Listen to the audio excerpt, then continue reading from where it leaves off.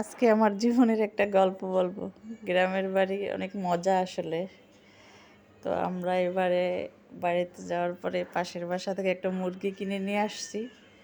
তো মুরগিটা কাটতে যাব এমন সময় মুরগিটা হাত থেকে ছুটে গেছে।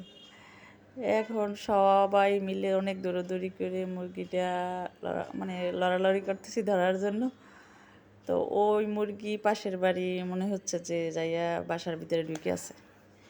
তো আমরা তড়িঘড়ি করে নিয়ে আসলাম, নিয়ে এসে মুরগিটা কাটা শেষ এমন অবস্থায় আগে যে মুরগিটা কিনছি ওইটা বেরিয়ে আসছে।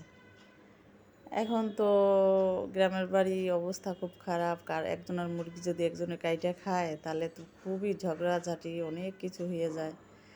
এখন মুরগিটা রান্না টান্না করার পরে অনেক মজা লাগছে, এত মজা খেতেও পারতেছি না। মানে টেনশন কাটতেছে যে কার মুরগি কাটলাম, উনি যদি আয়সা মায়ের সাথে ঝগড়া বাজাই দেয়, আমরা আবার ওই দিনই ঢাকায় আয়সা পড়বো। তো এরকম করতে করতে সন্ধ্যা হয়ে গেছেন। সন্ধ্যার সময় যার মুরগিটা কাটছি উনি আসছে। উনি আয়সা খোঁজ নিতে নিতে মায়ের সাথে আয়সা বুড়া ঝগড়া লাগাই দিছে, আমার মুরগির 1000 টাকা দিতে হইবে, আমার না বললে আমার মুরগি কাটছেন কেন, এই সেই অনেক কিছু। যাই হোক, আমি 800 টাকা দিয়ে আসছিলাম যে ভুল হয়ে গেছে। আসলে মুরগিটা একটু আমি মনে করছি আমরা যেটা কিনছি ওইটা। তারপরে সে অনেক কিছু বলা টলার পরে মানে এক প্রকার চোরের মতো পালিয়ে আর কি লঞ্চে উঠছি। তো আমার জীবনের আসলে খুবই সেরা মানে একটা মনে রাখার মতো গল্প। গ্রামের বাড়ি ডাক্তার বাবা, সেই হিসাবে সবাই খুব ভালো জানে, সম্মান করে। কোনো সময় কখনো কোনো অন্যায় বা অপরাধমূলক কাজ করিনি। তো ওই দিন মনে হচ্ছে যে কত বড় বিশাল যে অন্যায় করে ফেলছি। তো ওর বাবা বলতেছে যে এটা কোনো ঘটনাই না, মানে তুমি একটু ইজি হও। তারপরও সারা লঞ্চে মনে হয় যে সারা রাত আমি ঘুমাইতে পারি নাই। মানে চিন্তা করছি যে আসলে এটা কী করলাম, একজনের মুরগি কিনে আরেকজনের মুরগি কাইটে ফেলছি।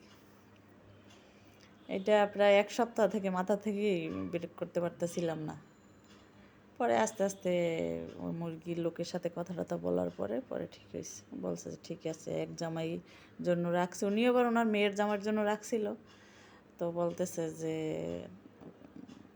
আমার জামাই খায় নাই, তাতে কি হয়েছে, তোর জামাই তো খাইছে। বেশ, তারপরে মোটামুটি একটু শান্তি আর কি। তো বান্ধবীদের সাথে একটু শেয়ার করলাম, সবাই গ্রামের বাড়ি সম্পর্কে কয়েকদিন থেকে এরকম এরকম পোস্ট দিচ্ছে। তো আমার কাছে মনে হচ্ছে গ্রামের আনন্দটা একরকম, শহরের আনন্দটা আরেক রকম, সম্পূর্ণই আলাদা। সে পরিবেশ, মানুষজন, পরিস্থিতি সব কিছুই আলাদা।